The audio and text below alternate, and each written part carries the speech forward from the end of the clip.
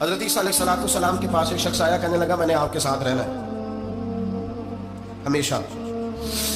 امام راضی نے لکھا ہے میں نے ہمیشہ آپ فرمانے لگے میں ضرور ساتھ رکھوں گا پر دنیا داری کا مطالبہ نہ کرنا جی۔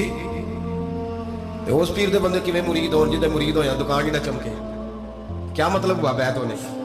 اتنی دیر کے مرید ہوئے ہیں تو کوئی فائدہ نہیں ہوا، نہ کاروبار چمکا نہ دکان بنی۔ الٹا پیر صاحب کہتے ہیں سود بند کر دو، دھوکے بند کر دو، فریب بند، جتوں ہوندا پیا ادوں بھی نہیں ہون دے دے، کیا فائدہ ہے نا جی؟ تو کوئی مکر فریب ہی نہیں، دجل ہی نہیں، سادہ سادہ کام کیسے ہوگا؟ حضرت عیسیٰ علیہ السلام کہنے لگے میرے ساتھ رہنا ہے تو دنیا داری سے، بولیے دنیا داری سے بچنا۔ کہنے لگا جی بالکل صحیح ہے۔ آپ فرمانے لگے چلو ٹھیک ہے۔ حضرت عیسیٰ نے چاہا کہ اس کا امتحان کریں، فرمایا پہلے دن وہ آیا ہے صحبت صلح میں رہنے کے لیے، خیر سیکھنے کے لیے۔ حضرت عیسیٰ علیہ السلام فرمانے لگے کتنی روٹیاں کھائے گا؟ کہنے لگا ایک۔ آپ نے 3 روٹیاں منگوائی، ایک خود کھائی، ایک اس کو کھلائی، تیسری وہیں رکھی اور جناب عیسیٰ دریا پہ وضو کرنے تشریف لے گئے۔ واپس آئے تو روٹی کوئی نہیں تھی وہاں۔ فرمایا روٹی کس نے کھائی ہے؟ کہنے لگا کوئی پتہ نہیں۔ جناب عیسیٰ علیہ السلام نے نا اس کو معجزہ دکھایا۔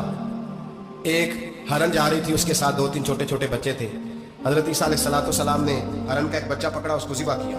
ہرن بھی کھڑی ہو گئی، باقی بچے بھی کھڑے ہو گئے۔ ذبح کیا اور ذبح کر کے اس کا گوشت بھونا، اس کو بھی کھلایا، خود بھی اتنا کھایا کہ سیر ہو گئے، ڈکار آنے لگی۔ فرمایا کھایا ہے نا تم نے؟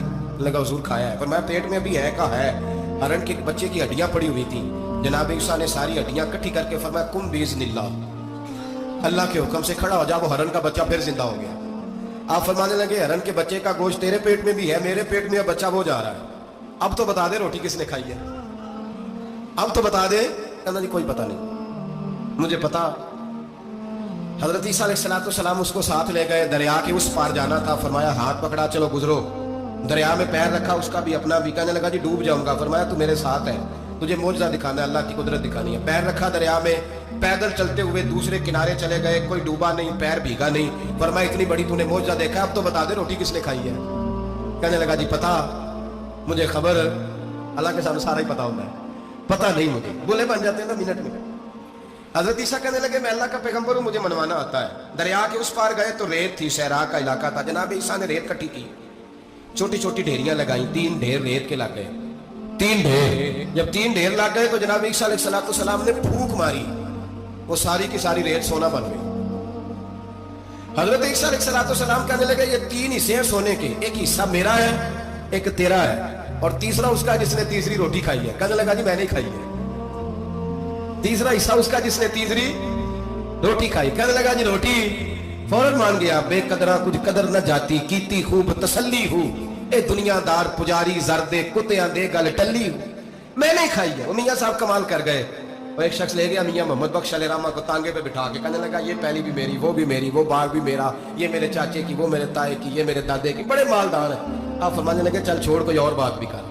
نہیں جی نہیں، وہ فلانی شے بھی میری۔ آپ فرمانے لگے یہ بتا تجھ سے پہلے کس کی تھی؟ کہنے لگا فلانے سے خریدی ہے۔ فرمایا اس سے پہلے کس کی تھی؟ چپ کر گیا۔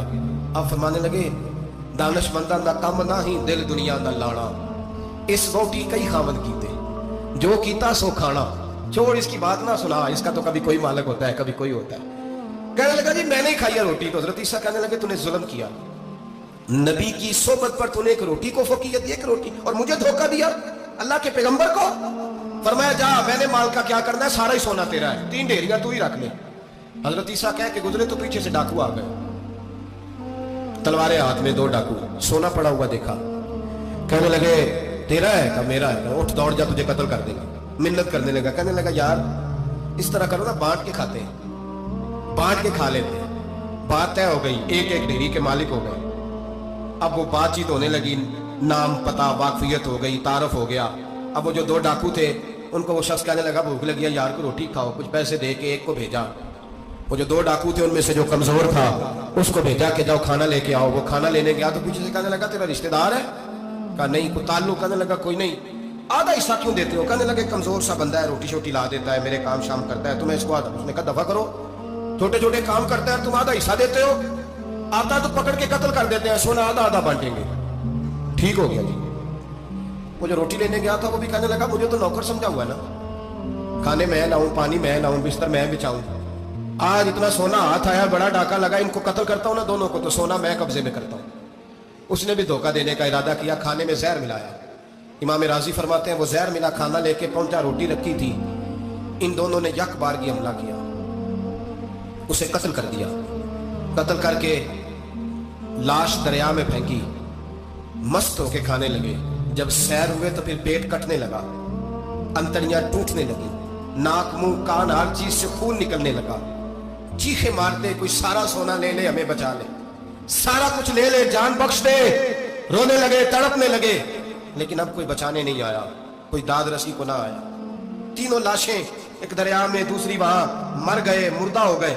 हजरत ईसा अलैहिस्सलाम चंद घंटों के बाद गुजरे तो लोगों ने कहा हुजूर ये क्या है? फरमाया दुनियादारी का अंजाम, लालच का अंजाम, धोखे का अंजाम, फरेब का अंजाम। ओ भाई बीमारी लग गई सेठ साहब को, मालदार साहब को, चौधरी साहब बीमार हो गए, करोड़ों रुपया पड़ा है तिजोरी में, लेकिन शिफा कभी खरीदी नहीं जा सकती, सेहत किसी दुकान से मिलती नहीं, धोखे से इकट्ठा किया हुआ माल वो पड़ा है सामने, लेकिन इसके मुंह से चंद निवाले नहीं उतर रहे। जिंदगी जो धोखे से लोग माल इकट्ठा करते हैं, फरेब से इकट्ठा करते हैं।